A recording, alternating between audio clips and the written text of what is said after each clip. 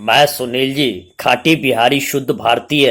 आप बिहार के तमाम छात्रगण जो कि इंटरमीडिएट 12वीं कक्षा में अध्ययनरत हैं, उनके लिए जीव विज्ञान के 16वें चैप्टर के पर्यावरण मुद्दे चैप्टर का दूसरा भाग प्रस्तुत कर रहा हूं। लेकिन इससे पहले आग्रह है कि आप पहले भाग को शुरू से अंत तक सुने, तभी दूसरा भाग सुनने में आपको ज्ञानवर्धक, रोचक और जानकारी से परिपूर्ण लगेगी। लेकिन इससे पहले मैं आपसे आग्रह करना चाहता हूं कि आप बिहार में चाहे कहीं से भी इंटरमीडिएट की तैयारी कर रहे हो, चाहे पटना हो, दरभंगा हो, आरा हो, कटिहार हो, चाहे मुजफ्फरपुर हो, चाहे भागलपुर हो, समस्तीपुर हो, कहीं से भी आप तैयारी कर रहे हैं, चाहे गांव से तैयारी कर रहे हो, आप सुनील जी खाटी बिहारी यूट्यूब चैनल बिल्कुल फ्री है। आप इसे सब्सक्राइब कर ले, किसी भी तरह का कोई शुल्क नहीं है। आप इसे बार बार सुने, ये आपको प्रतियोगी परीक्षा में भी फायदा करेगा। और इतना जरूर है कि आप यदि इसको बार बार सुनते हैं तो 80 से 90% अंक आपको चले आएंगे। इसमें बाद में आपको ऑब्जेक्टिव वस्तुनिष्ठ प्रश्नावली श्रृंखला भी प्रस्तुत करूंगा। तो दूसरे भाग के तहत बिना राग लपेट के मैं शुरू कर रहा हूं कि सुपोषण किसको कहते हैं। झील जब कम उम्र का होता है तो उस स्थिति में नाइट्रोजन और फास्फोरस ये सब अच्छा मात्रा में मिलता है। नदी की जल उसमें आते रहती है, फ्रेश रहता है, पानी बेहतर स्थिति में रहता है, अच्छे स्थिति में रहता है। वैसी स्थिति में उसमें जलीय जीव में वृद्धि होती है, तेजी से वृद्धि होती है, झील की उर्वरता बढ़ती है। लेकिन जब उर्वरता बढ़ती है तो उस स्थिति में प्लांट भी, झील में पौधे भी जन्म लेने लगते हैं और तब कार्बनिक अवशेष नीचे बैठते हैं तो वहां पर कई तरह के पौधे भी अतिक्रमण करने लगते हैं। तो सिल्ट और मालवा जब नीचे में दबते हैं, पौधा शुरू हो जाते हैं और तब जब ये इसकी मात्रा धीरे धीरे बढ़ने लगती है और इसकी ताप भी धीरे धीरे बढ़ने लगती है। ताप बढ़ने से उष्मा ज्यादा हो जाती है। जब टेम्परेचर अधिक हो जाता है तो जलीय जीव के लिए नुकसानदायक वो होता है, कई जलीय जीव मर जाते हैं। और कालांतर में झील में इतने ज्यादा प्लांट हो जाते हैं, पौधे हो जाते हैं, जलीय पौधे, जिसके कारण झील धीरे धीरे सूखने लगता है। एक तरफ से सिल्ट जमती है, गाद जमती है, दूसरे तरफ से प्लांट आ जाते हैं, पौधे आ जाते हैं, जलीय पौधे आ जाते हैं। धीरे धीरे झील सूखने लगता है और अंत में वह भूमि में तब्दील हो जाता है। इस तरह से झील जब नया होता है तो उस समय उसमें जल की मात्रा पर्याप्त होती है, जलीय जीव पर्याप्त होते हैं। लेकिन जैसे जैसे उसकी उम्र पुरानी होने लगती है, 1000, 2000, 5000 वर्षों के बाद वो भूमि में तब्दील हो जाती है। तो इस पे भी हमें ध्यान रखना होगा कि झील को जितना फ्रेश रखेंगे, उसमें नई सरिता का, नदी का पानी का आवक होगा, उतनी झील में जलीय जीव के लिए अच्छा होगा। अब ठोस अपशिष्ट के बारे में जानते हैं। ठोस अपशिष्ट, ठोस अर्थात जिसका शेप साइज फिक्स हो, और अपशिष्ट मीन्स कि जिसको हम फेंक देते हैं। तो ठोस अपशिष्ट में वे सभी चीज शामिल होते हैं, जैसे कि कागज हुआ, कांच हुआ, धातु हुआ, रबर हुआ, चमड़ा हुआ, वस्त्र हुआ, ये सब ठोस अपशिष्ट में आया। अब जैसे भोजन का कोई अपशिष्ट बच गया तो उसको हम लोग फेंक देते हैं बाहर। तो इस स्थिति में वो भी आपको प्रदूषण फैलाने में इसकी भूमिका होती है। तो ठोस अपशिष्ट का सबसे जो हम लोग कॉमन तरीके, सामान्य तरीके इस्तेमाल करते हैं, क्या करते हैं, उसको जला देते हैं, उसमें आग लगा देते हैं। लेकिन वो पूर्ण रूप में जल नहीं पाता है और पूर्ण रूप में न जलने पर आयतन उसकी छोटी हो जाती है, लेकिन वातावरण में प्रदूषण बढ़ जाता है। खुले में यदि फेंक देते हैं तो उसमें चूहा, मक्खियां, इन सब का प्रजनन बढ़ जाता है, इन सब का आक्रमण बढ़ जाता है। तो दूसरा तरीका क्या करते हैं, जो गड्ढा में उसको दबा करके और गाड़ देते हैं। लेकिन वहां पर भी नुकसान यह है कि उसमें रसायन का रिसाव होता है। पानी बरसते हैं, पानी का जैसे बरसता है तो पानी का, जल का जब उसमें आगमन होता है तो वो रिसाव, उसमें कुछ ऐसे भी रासायनिक तत्व होते हैं जो जहरीले होते हैं, जो भूमि के नीचे वाले जल को और प्रदूषित कर देते हैं। तो हम लोगों को पर्यावरण के मुद्दे के प्रति संवेदनशील होना चाहिए, हम लोगों को चौकन्ना होना चाहिए, चौकस होना चाहिए, कम से कम पर्यावरण को हम लोग नष्ट करें, इस पर ध्यान देना चाहिए। अब जैव निम्नीकरण योग्य है, या हम इसको हम पहले ये कहना चाहते हैं कि आखिर अपशिष्ट को हम कैसे निस्तारण करें, उसको कैसे हटाएं। तो देखिए, इसके लिए 3 तरीका हम लोग यदि अख्तियार करें, 3 तरीका यदि हम लगावे तो बेहतर होगा। सबसे पहले उसको कैटेगराइज कर लीजिए। यदि जैव निम्नीकरण योग्य है, जिसको बायोडिग्रेडेबल कहते हैं, अथवा देखना है कि वो पुनश्चक्रण योग्य है, रिसाइकलिंग योग्य है, या तीसरा देखना है कि वो जैव निम्नीकरण अयोग्य तो नहीं है। इन 3 में हमको बांटना है।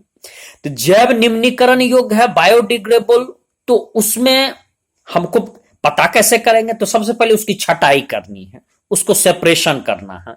तो जितना भी कचरा है उसको हम लोग छटाई कर लेंगे। जो पुनश्चक्रण योग्य है उसको हम लोग रिसाइकलिंग में, प्लांट में भेज देंगे, ताकि वो नया चीज, जैसे शीशा है, शीशा को पिघला करके फिर से हम शीशा बना सकते हैं। कुछ प्लास्टिक भी ऐसे होते हैं जिनको हम दोबारा रिसाइकिल कर सकते हैं। तो इस तरह का हम लोग कर सकते हैं। आप देखिएगा कि आपको बोतल लेने वाले, खरीदने वाले, आपको खाली बोतल खरीदने वाले बहुत सारे बाहर में मिल जाते हैं, जो कि आपको इस तरह का कबाड़ी का काम ही करते हैं। टीन हुआ, टूटी हुई कुर्सी है, वो सब ले जाते हैं और उसको रिसाइकिल करने की कोशिश करते हैं। पेपर हुआ, अखबार हुआ, कागज हुआ, ये सब का। उसके बाद जो निम्नीकरण पदार्थ है उनको जमीन के गहरा गड्ढा में खोद करके डाल दिया जाए, और ताकि वहां से वो बायोडिग्रेडेबल हो जाए, वो मिल जाए, मिट्टी में, भूमि में मिल जाए। प्लास्टिक का प्रयोग कम से कम करना चाहिए। कपड़े का थैला, और जिसको हम कहते हैं कि पारिस्थितिक हितैषी पैकिंग का प्रयोग किया जाना चाहिए। आप देखिएगा, हाल फिलहाल में केंद्र सरकार ने, या पिछले ही कार्यकाल में मोदी सरकार ने पॉलीथीन पर रोक लगा दिया था। पॉलीथीन पर रोक लगा दिया। पॉलीथीन में सबसे बड़ी चीज क्या होती थी कि पॉलीथीन आपको फेंक देने के बाद ये अपशिष्ट आपको लंबे समय तक पड़ा रहता था, भूमि की उसमें प्रदूषण फैलता था। और दूसरा, यदि गाय उसको खा जाती थी तो उस स्थिति में गाय के आंत में फंस जाता था। कई गाय को कैंसर का भी शिकार हो गए, कई गाय के भीतर में कई तरह के रोग विकार हो गए। इसलिए उसको रोक दिया गया, पॉलीथीन को प्रतिबंधित कर दिया गया। कृषि के क्षेत्र में हम लोग कृषि रसायन का प्रयोग करें, जैविक खाद का प्रयोग करें, हम लोग रासायनिक उर्वरक का कम से कम प्रयोग करें। इससे फायदा मिलेगा, प्रदूषण बहुत कम होगा। अब यहां पर एक तत्व हम लोग और जानना चाहते हैं कि रेडियो सक्रिय अवशिष्ट क्या होता है। रेडियो सक्रिय, जैसे कि अब परमाणु ईंधन से बिजली हम लोग उत्पादन करते हैं, अभी इसका चलन भी बढ़ गया है। तो न्यूक्लिक ऊर्जा में 2 सर्वाधिक खतरनाक समस्या है। एक समस्या है कि यदि लीक हो गया, आकस्मिक रिसाव हो जाती है, तो ये व्यापक नुकसान लाता है। 3 माइल आयरलैंड की घटना थी। कहां की घटना याद रखना भैया, सुनील जी खाटी भी आई पूछ रहा, आयरलैंड। और एक और ये तो पूछ देगा, निश्चित आवेगा, चेरनोबिल की घटना। चेरनोबिल की घटना, ये उस समय में ये सोवियत संघ में था। ये चेरनोबिल जो है, इसमें ऐसा हुआ कि लीक होने के कारण कई सारे व्यक्ति की मृत्यु तक हो गई। तो ये रेडियो सक्रिय अवशिष्ट जो हैं, इनके सुरक्षित निपटान के लिए सबसे बेहतर यह है कि आप इसको कोशिश ये करें कि 500 मीटर या आधा किलोमीटर के नीचे गड्ढे में उसको यदि दबा दिया जाए, रख दिया जाए, ताकि उसका विकिरण धरती के बाहर ना आवे। लेकिन इस पर भी बहुत लोग विरोध करते हैं, बहुत वैज्ञानिक विरोध करते हैं। तो उसके लिए एक अलग तकनीक ढूंढनी होगी, क्योंकि यदि न्यूक्लिक अवशिष्ट का यदि हम सही ढंग से निस्तारण नहीं करेंगे तो ये इतनी जानलेवा हो जाती है कि जिससे कैंसर तक का होने का खतरा रहता है। अब इसके बाद आते हैं ग्रीन हाउस प्रभाव। आपने नाम सुना होगा, ये कई प्रतियोगी परीक्षा में पूछा जाता है, आपको भी पूछेगा, ये तय मानिए। सुनील जी खाटी बिहारी आपको बोल रहा है, एकदम तय मानना ग्रीन हाउस प्रभाव क्या है और ये इसके लिए कौन सी गैस रिस्पॉन्सिबल होती है, ये प्रतियोगी परीक्षा में पूछता और इंटरमीडिएट में पूछेगा, इस बार आएगा, तय मानना। तो चलो भैया, ग्रीन हाउस को वास्तविकता में एक पौधा घर का नाम है। ग्रीन और हाउस, ग्रीन माने हरा, हाउस माने घर। तो इसका उपयोग शीत ऋतु में जब बहुत ठंड होती है तो उस स्थिति में पौधा उगाने के लिए किया जाता है। एक ग्लास पैनल होता है, इसमें प्रकाश अंदर तो आ जाते हैं लेकिन प्रकाश बाहर जाने की इसमें गुंजाइश नहीं रहती है, तो इसके कारण ताप बाहर नहीं निकल पाता है। इससे पौधा घर ठीक प्रकार से गर्म हो जाता है और कुछ घंटे के लिए यदि उसको बाहर रख दिया जाए तो उसका भीतरी भाग गर्म हो जाता है और पौधा को समुचित ऊष्मा मिल जाती है।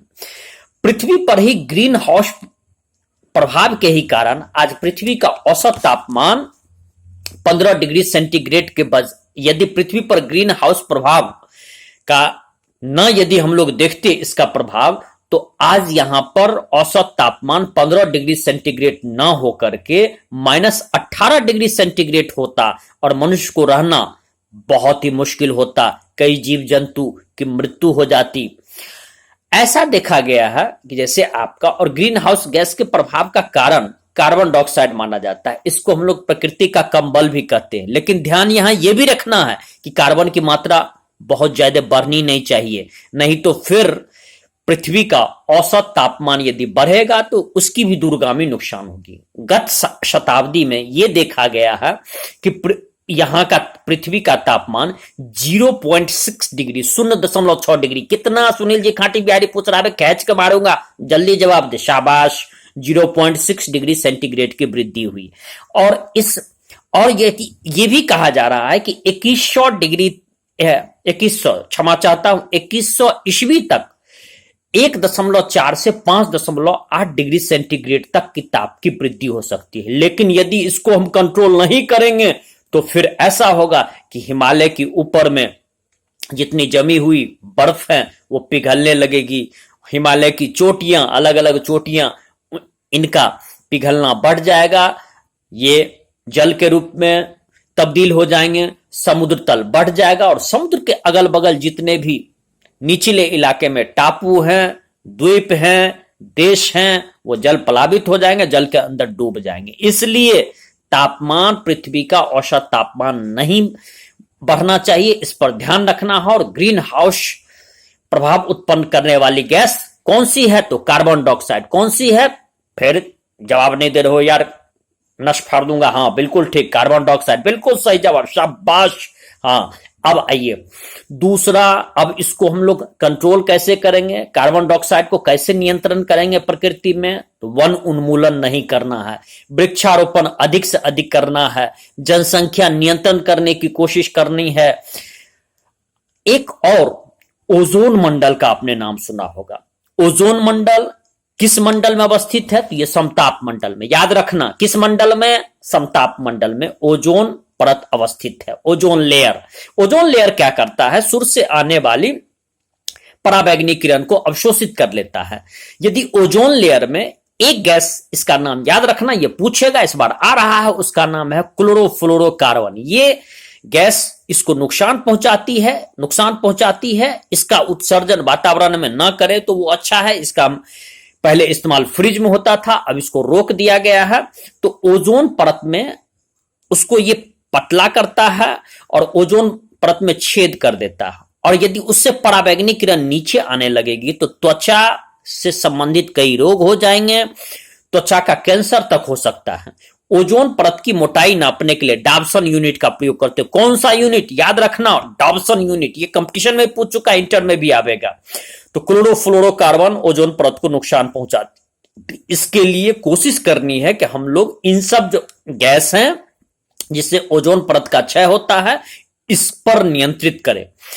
इसके बाद 1987 मॉन्ट्रियल प्रोटोकॉल के तहत कई देशों ने हस्ताक्षर किया और 1989 ईस्वी में इसको लागू करने की तैयारी की गई और ये कहा गया कि हम लोग वातावरण को जितनी भी प्रदूषण फैलाने वाली गैस हैं, चाहे जो ओजोन परत को नुकसान पहुंचाने वाली गैस हैं, इन सब पर हम लोग नियंत्रण करेंगे। और 1989 से इस पर शुरुआत भी कर दिया गया, कोशिश भी की गई। इसके बाद वन वातावरण के लिए बहुत फायदेमंद है। वन की स्थिति अभी भारत में देखिए कि वन की स्थिति होनी चाहिए 33% तो है, 19 से 20% के लगभग। तो वन बढ़ना है, उसको बढ़ाने की कोशिश करना है। वन कई तरह से फायदेमंद होते हैं, वातावरण में ऑक्सीजन का सप्लाई बढ़ाता है, भूमि कटाव को कम करता है, बाढ़ नियंत्रण में मदद करता है, कई तरह से इसका फायदा ही फायदा है। तो इसके लिए एक अमृता देवी बिश्नोई, ये राजस्थान की एक महिला थी। कहा जाता है कि एक राजा ने अपने महल निर्माण के लिए लकड़ी के लिए अपने दरबारी को कहा कि जाओ काट लाओ। जब वो गए जंगल में काटने के लिए, तो अमृता देवी बिश्नोई ये पेड़ से चिपक गई, क्योंकि वो पेड़ को पूजनीय मानती थी। चिपकने के बाद उसने कहा दरबारी को कि यदि तुम पेड़ को काटना ही चाहते हो तो पहले मुझे काट डालो, तभी, नहीं तो मैं पेड़ को नहीं काटने दूंगी। लेकिन दरबारी अहंकार में थे, वो राजा के दरबारी थे, वो ना माना। उसने अमृता देवी बिश्नोई, उनकी 3 बेटियां और कई गांव वाले भी जो पेड़ में चिपके हुए थे उनको काट डाले और पेड़ का उन्मूलन किया। उन्हीं के नाम पर भारत सरकार ने उनके ये त्याग, उनके बलिदान को देखते हुए अमृता देवी बिश्नोई वन्य जीव संरक्षण पुरस्कार उनके नाम पर देना शुरू किए।